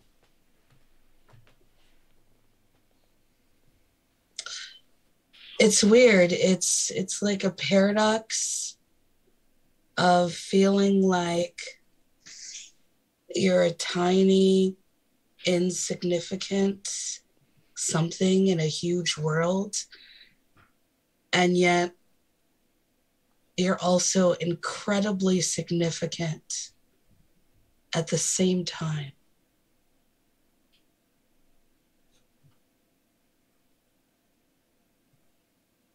That's as close as I can get to describing it. Sure. And I feel like we have that moment, and then we kind of gently float back down and kind of rejoin everybody else. And I thank you for playing the rattle, the handpan rattle drum with me. Esme offers it back to Nobi. Thank you for the dance. I appreciate it. I'm grateful for the moment. It's about this time that the balloon rides kind of like come back, like from touring around the valley, and it's like hovering over the castle again. And Pepper pipes up, love consonants, and says, "It was on this very site that the Hyena King attempted to take the castle by force. And it's said that somewhere in its halls, his treasure still waits for an intrepid adventurer to find it." Ollie's eyes light up and is like, treasure! And yeah. And Pepper like winks at Ollie. What kind of treasure?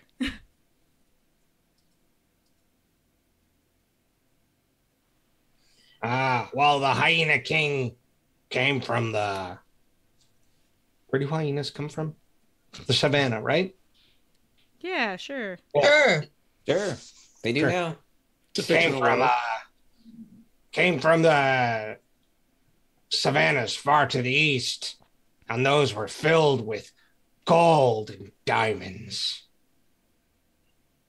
Wow. It's said that he bore armor of gold and a sword made of diamonds. A sword of diamonds? Yes.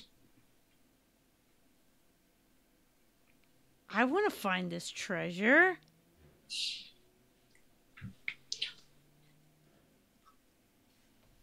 Well, you'll have to take it up with the crow and the 33 thieves that stole his treasure and hid it somewhere in the castle. And they guard it still to this day. Whenever the eastern mist rolls into the valley. It's not nice to steal.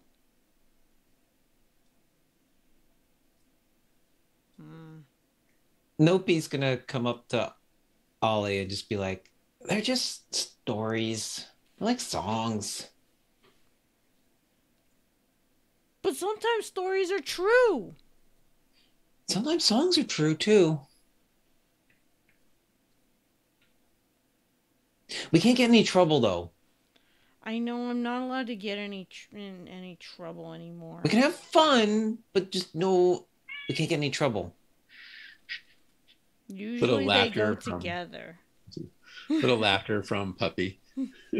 I don't think it would be the best idea to try to meddle in a dangerous place. I don't like danger, but I like fun. Wow. If you ever want some excitement, fun, not at all dangerous excitement, maybe a little danger. No, just a little trouble. Just a little trouble. You just wait till that eastern mist fills the valley. And then you search the castle. Just follow where the mist goes. And it said it will lead you to where the thieves hid the treasure of the Hyena King. See, he just told us exactly how to get there. But you first have to pass by the guards that whoever's guarding it who might harm you. The descendants of the thieves guard it to this day. But if you hide in the mist, they might not see you. Sounds like a lot. But it's said that some get lost in the mist, never find their way out of the castle. Puppy looks over the edge if he can see anybody wandering around the castle. And you can see like the regular whatever guard and would it have a guard? Probably just have like folks that keep it clean. It's not really like a castle that's in use. I mean, do people go up and visit the ruins regularly? Yeah, sure. Now it's early evening, right? It's spring, so it's dusk is settling in, and you can see the campfires beginning to pop up along the river bank where the market calls home, and you're close enough now that the smells of roasting nuts and early spring grasses, wild onions and ramps are kind of like wafting up, and you have the just that smell of like wood fire kind of filling the valley as you continue the descent. Stop making me hungry, Scott. I feel like as you're doing that, there's just a loud gurgle from Nopi's stomach. It's not my fault. Nopi's hungry. Not my fault that one of the aesthetic elements we picked was distinct smells. I could have used that turnip earlier. I'm really hungry now. That was longer than I thought. Wow. I also didn't feel that long of a flight.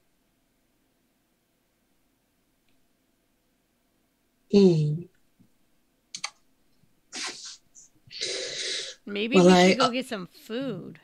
I always bring treats. What? You have treats? Esme's got treats? Well, you saw her make tea from nothing earlier, right? Where do you think she has all that stuff? What is tea without crumpets, croissants, scones? Finger sandwiches. Yes, I do have some finger sandwiches as well. Oh. I'm gonna like come over and sit down in front of you and just look up. Just kind of like I'll sit up from my reclining position on the floor. Ollie, come on, you hungry? I am absolutely hungry. Well, but before I hand out food, it's important to me that everyone's hands are cleaned. And she kind of like hands out like these special tissues that that have like a soap in them so that you can clean your hands. Ollie's gonna put down the poking stick, and it's gonna be hard. Like, it's not quite the same, but the little thing that otters do with the rocks, like with the tissue. Like to get her hands clean. My hands are filthy. That tissue's gonna be like dark. Yeah, Dirty. I like pick it, like I'm just like, what is this? And then I just like hand it back to you, and it's like completely dirty, and my hands still look dirty. I think you need another one.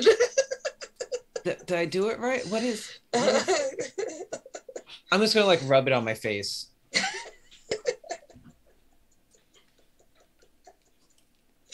Oh, that stings a little. That's oh man. Oh, that my eyes. Oh, ow. You gotta warn me about that. It's for your hands only. And I'll spend it. I want to see how it felt on my face. I'll have Sorrel like bring out a little water pouch that's filled with like icy cold spring water, and he has Nope like tilt his head back over the edge of the ship, and Sorrel will like gently wash out Nope's eyes from the soap, and so your head's like hanging off the side of the boat, and you've just got icy cold water cascading down, and it's like shimmering and catching the last rays of sunlight, and they just explode into a rainbow of colors. Take a token. Take a moment to watch a tiny moment of beauty. Describe it to the table. I thought it would be spend a token by providing a solution for a immediate problem. That's what I was doing. But you also gained a token for making it beautiful. So it's even. So don't take it or get one. Take and spend. Spend and take. Don't change the number. Don't change the number. All right, fine. And Nope is just like, he's also trying to drink some of it as well as you're doing. He's like, oh, that's great. That's great. Oh, there's Easy. Oh, thank you. Don't fall off. Oh. And he kind of holds on to. Sorry. Thank you. Thank you. Whew. What? Whew. I'm hungry. Anybody else hungry? So Esme takes a blueberry scone and she wraps it in a napkin and she hands it to Nope and says, okay, since we haven't been able to get your hands cleaned, you can maybe keep from getting dirt on your food. Like, you just hold it like this. And you eat it very gently like this. Scones. Yes. You're instructing me that's how I eat it? Yes. That's not how I'm going to eat it. I'm hungry. Yeah. I think I eat part of the napkin also. Just like, I think the napkin is part of it. Like. And she'll give a finger sandwich to Puppy, and finger sandwich. How many do you want? I don't know. Finger sandwiches are little. They're like, Puppy is a quarter big. of a sandwich. Yeah. Okay. 3. I will eat them with my pinky claw. Oh, very, very, very nice. Very nice. Ollie, would you like a finger sandwich as well, or did you want a scone? I want a scone. Okay. And she will put the scone in the napkin, kind of, and direct you on how to eat it. And you direct her on how to eat it, and she's just like, I'm just picturing Ollie and like crumbs and flying Nope. everywhere. Yeah. To catch some of your crumbs. And then she will offer up a scone to Sorrel since she heard his enthusiasm for the pastry. No, I couldn't. They're so rich. full of dairy. You could eat it, Sorrel. Sure, it will disagree with me. Do you like a croissant instead? Isn't that just made with more butter? Butter. Oh, Yes, but I'll- no I'll- dairy. I'll have Butter is his. dairy. Oh, that's right. Yes. It's Yes, more Nopi. airy though. What do you want? No, what's up, Nopi? I'll have his. We That was really good. I'm still hungry. haven't offered any to Sorry, I get Or- excited. Captain. Captain? Yes, Captain Pepper. Would you like some as well? Oh, blueberries are my favorite. I don't know how platypuses eat. Well, I'm picturing he like puts it on the ground and then it's like going down, like with his like beak, right? Where he like Or just throws the whole thing into his mouth. or throws it up Into and the beak. catches it. Catches it with his beak. Yeah, that sounds believable. Esme will offer more scones to Nope and Nobi. But I think as we finish our feast, the boat finally like touches down back on the same spot where it set off from, and the longshoreman is there to belay and anchor, and Pepper helps us all debark. And once again, Esme is the last one off, and she looks to the captain and says, "Thank you so much for the ride. You did an excellent job in keeping us all safe and traveling in a wonderful fashion.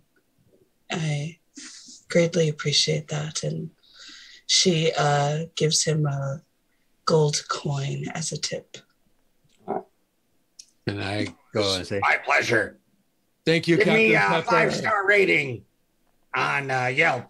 That's like best tip you. I'm sorry. I'm breaking the fourth wall. Thank you, Captain Pepper, and gives you a big bear hug. I think it's Bloomber is the app that you need to get your driver a good rating on. Thank you for the stories, Captain Pepper. I just feel like we spend so much time creating. It's a shame not to get to explore the place as a character too. Mm-hmm. I quite agree. So should we end there? Feels Yeah. like a good spot to end. I was gonna say it seems like a good place to maybe stop for the night.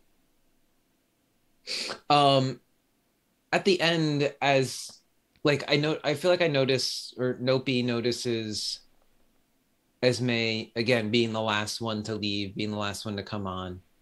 I kind of wait on the dock for a minute for you to disembark, and I'm just gonna turn to you, turn to Esme.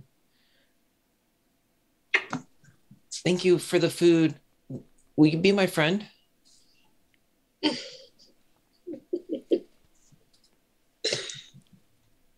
Yes, I will be your friend.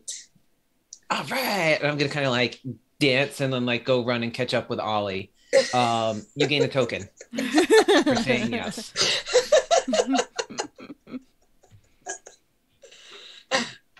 That's wonderful. Yeah. So gain a token for saying yes to being my friend. I like that. Thank you for being a friend. And scene. And scene. And scene. I had a haiku prepped. I'll have to do a new one for next time. All right. So as we finish the section of the game, the play session, we come to our checkout. Menachem, can you do you have a question prepared to help guide us out of the magic circle of play? Yeah, check it out. We're going to ask just one question, given how tired we all are, unless you guys are feeling energized and want me to do a second one. But I'm good with 2. All right, you're ambitious. I hear 1 vote for 2. Let's answer 1 and see how it goes. What did you appreciate about your play or someone else's play tonight? And the order is... Yeah, I'll go first. I enjoyed I'm going to kind of do both real quick. I enjoyed getting to do the dance and thinking a little differently about how some of these dances for the dancer playbook works. And I appreciate Tennille playing along with me. I feel like we got to see a little different side of your character, maybe. And I was grateful to have that interaction with you. I'm glad I feel like I glom onto like this relationship with Laura. Yeah, it is getting late now.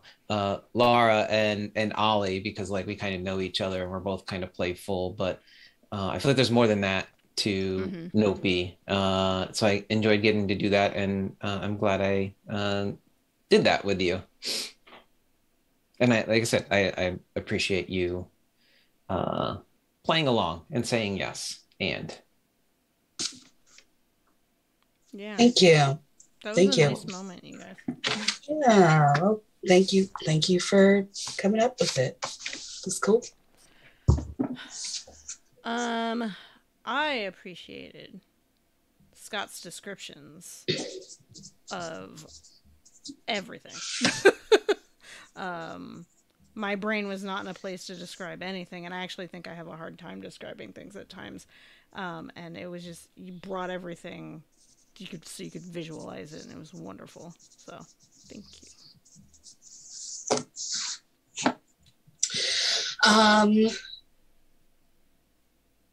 I think I mean it might be like kind of odd or weird, but the moment I appreciated the most was when Ollie was looking for that letter and had all this stuff. It's just sitting right there and just pulling like everything. It was hilarious. It kind of reminded me of like when I see kindergartners with like their like a note stapled to their shirt, and they have like no idea that it is until their parents like, what is this on your shirt? And they're like, oh yeah, the teacher has said I have a note for you. It was just just a really nice description. So I appreciated that. Yeah. I think one of my favorite moments was at the beginning, as we're like walking up and someone describes like these what is it called when this switchback steps, right? Going up to the and Ollie and Nobe come like tumbling up the steps and into Sorrel and Puppy's arms, and just like the anthropomorphication of the animals, and then having them be like clumsy and awkward, and it's very cartoonish, and that just feels like a very cartoony moment that just sits so right with me. And then it's either that or honestly like Esme, like my grandmother used to, just pulling snacks and snacks and snacks out of what seems to be a bottomless satchel or handbag or whatever. It's like, how do you have like a piping hot pizza in your bag? The Mary Poppins of snacks. Yeah, it's like, what? How do you? But yeah, no scones. I got some clotted cream in here. I got a submarine sandwich. This endless thing. What's a foot log? I got turkey or roast beef. What do you want? Yeah, that's not cool. We're animals. We shouldn't eat meat. Yeah, one of those two. It's very cartoony, and I love it. It just, yeah, that's me. Thank you. That's so sweet. If I remember correctly from the previous run of this game, Esme had a thing about not trusting magic or not being comfortable with magic, right? There was some sort of hesitancy there. Yeah. So I really liked the falling into this magical dance that happened instead of freaking out when the magic was apparent. So I like that character development. That's right. We did say that there was magic in this world. I forgot about that. Mm-hmm. I think she was quite in a trance, but yeah. Yeah. But it's growth, even if you didn't even mean it at the time. Yeah. And then the Nope's line, "Will you be my friend?" was just so perfect and sweet. It touched my heart. Mm-hmm. All right, and what are we feeling? A second question? We got one vote for a second question. Do I hear a second? We could do a second question. All right. Okay, you guys are gonna push me because I didn't have a second question ready. Let's see. Okay. Well, I'm gonna recycle an old question. This game is becoming a little bit about friendships and relationships and connections, right? And people making new friends and trusting different kinds of people. So what is friendship? How do you know it's there?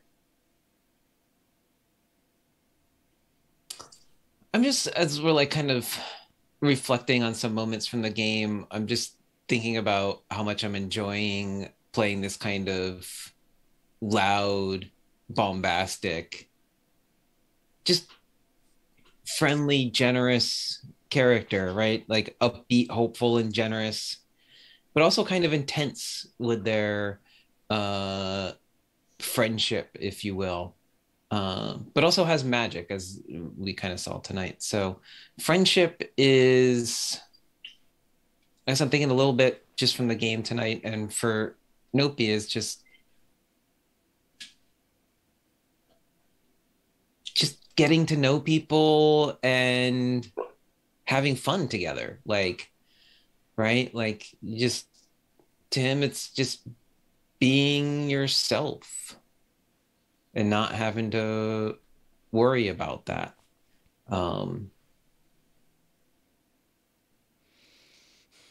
Yeah. I think, while I agree with all of the descriptions we have had when we used this question before, I think through play today, I think friendship is care and concern and empathy for others, right? Making sure Ollie doesn't fall out of a hot air balloon, or Esme has some comfort in a moment where she needed it. You know, I think friendship is care. Nice. Esme would say that friendship is listening, being patient, learning what they need, and taking steps to attend to it. Like telling someone about danger, or maybe even trying something new that feels a little uncomfortable. I'd say we saw it a couple times, right, in this session today.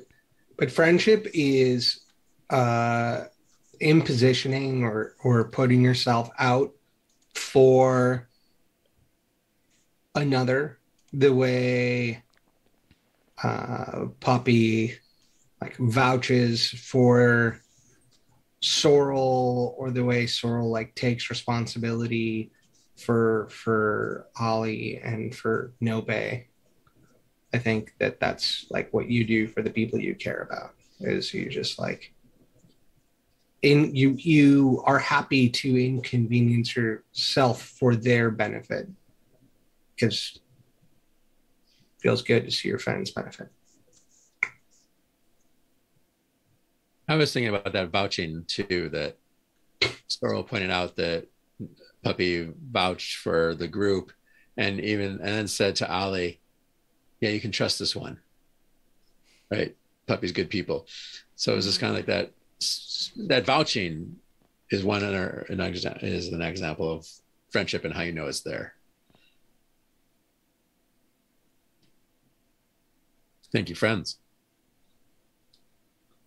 It's now to step out of the magic circle of play and to definitely leave somewhat transformed, to hopefully feel the transformation, if not immediately in the near future. We will reverse the name ritual by saying our character names. So everyone's saying, see you later to the characters.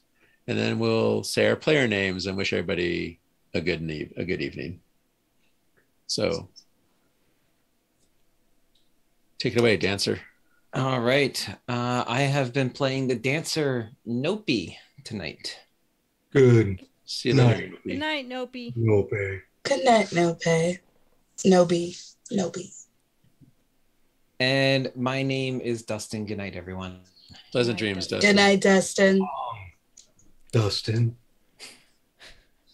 I've been Ollie tonight. Ollie. Good night, Ollie. Ollie. Little rascallion. And I'm Lara. Pleasant dreams, Lara. Do not Pleasant dreams, Good Laura. night, Laura. dream well. I've been Esme. You Good can night, do Esme. magic. Good night, new friend. Good night, Esme. And I'm Tennille. Good night, everyone. Pleasant Good night, dreams, Good night, Tennille. Bye. Tennille. I've been Sorrel. Good night, Good Sorrel. night, Sorrel. Good night, night, Sorrel. And I am Scott. Good night. Pleasant dreams, Scott. Good night, Scott. Sleep well. That's where I'm Viking. I have been Puppy. Bye, puppy. Good night, Bye, puppy. Puppy. And I am Menachem. Good night, Good night, Menachem. Menachem. Good night, Good night, Monaco. Malcolm. Good night, everybody. Yes. Good night, everybody. Thanks for joining us. I seen in the chat that we have a few new people checking us out tonight. Thank you so much for joining us. We're so happy to have new people in the chat and joining us. We'll be back again next week with Friday Night Cast on, you guessed it, Friday night, 9:30 Eastern. And also check us out this coming Sunday as well as we play Gaze of Our Lives. 3 p.m. Central. Mm-hmm. Exodus. Bye, everyone. Angels on the Watch road. us on YouTube. But Remember videos to go on hit YouTube that as soon like as and they get subscribe. uploaded. You can watch episodes for 2 weeks on Twitch. Don't forget. Yes, and And follows and everything's on YouTube after that. follows and subscriptions are great. We love them. Yes. We got a yes. lot of follows today. Thank you, Yeah. everyone who followed us. Yay. That's great. Thank We're you so happy so to hear. much. Have a good night, everybody. everyone. Good night.